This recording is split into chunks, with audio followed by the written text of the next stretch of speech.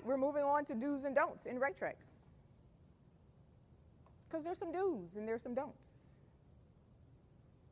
So things that you can do as a PC or a rec manager, your activities, your tickets. If you have inventory items, you can make those active or inactive. Do not submit a service desk ticket for us to make your activity inactive if for some reason you need to make it inactive.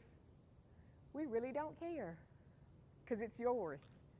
I don't need to know when you make it active or inactive, okay? Same thing goes for your tickets. If you're selling tickets for anything, if you need to make your ticket inactive, go make it inactive.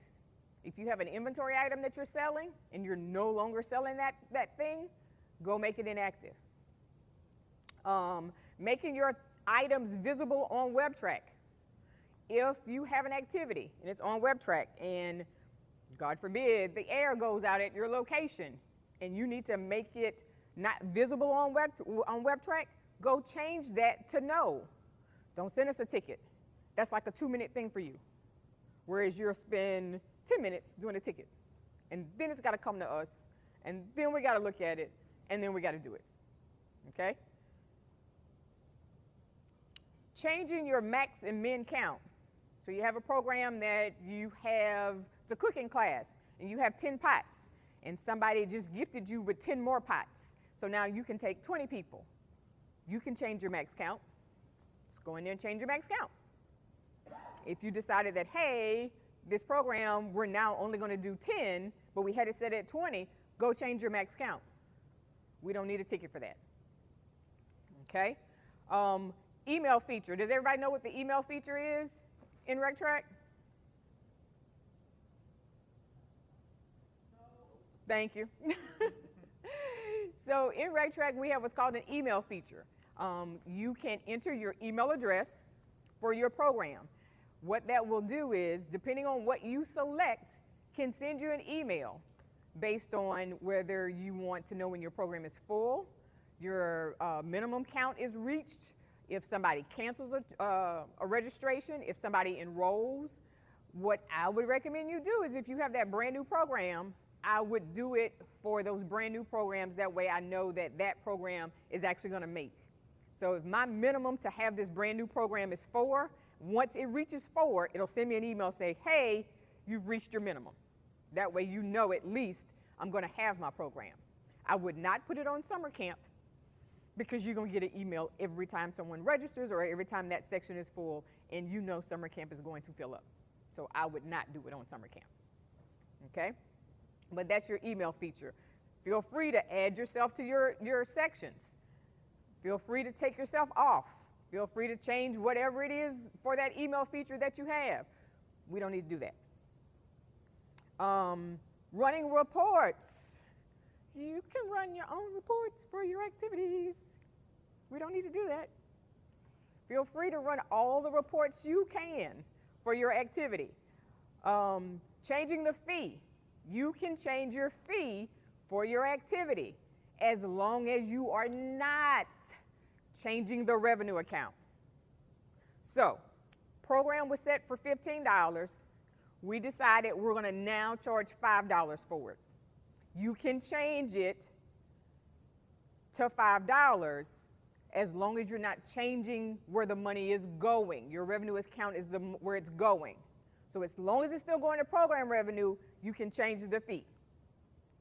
What you cannot do is you can't change the fee and then decide you want to change the revenue account as well. Rationale, we want to make sure that that account number that you're giving us corresponds to that facility and we have the right one in RegTrac. Okay?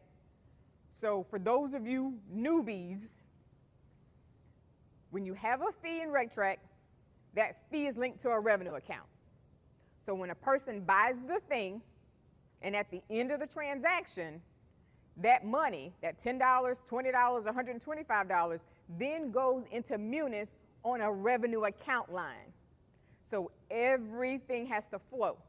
At any point when it hits a roadblock and stops, the money's not going anywhere.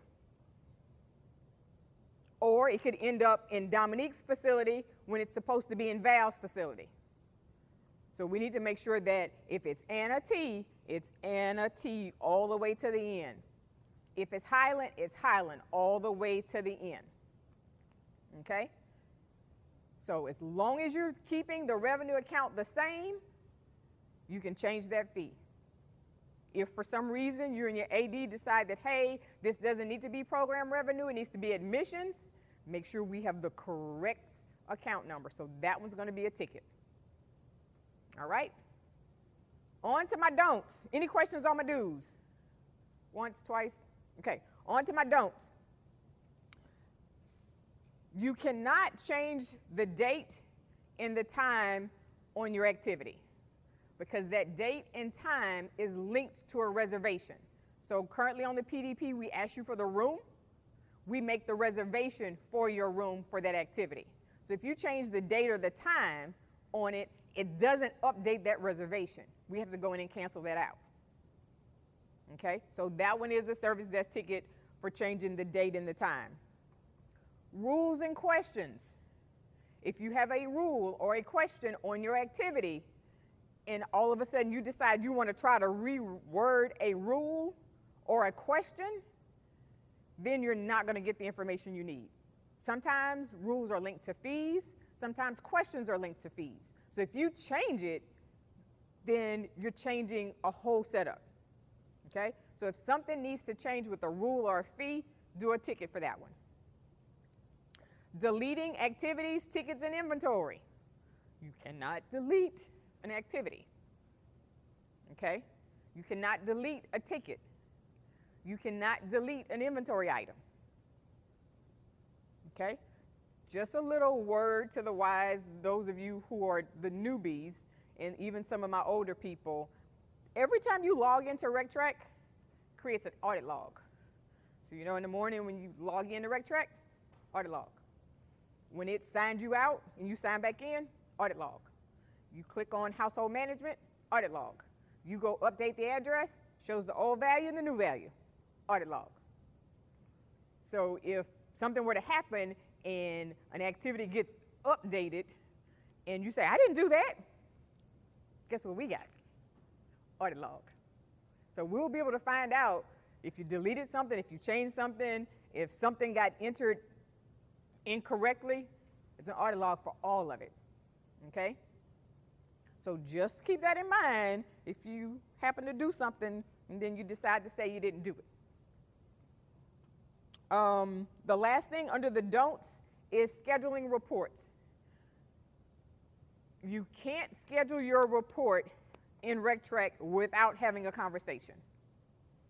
Reason being is we have reports that are scheduled to run, and we don't want new reports scheduled to run at a busy time.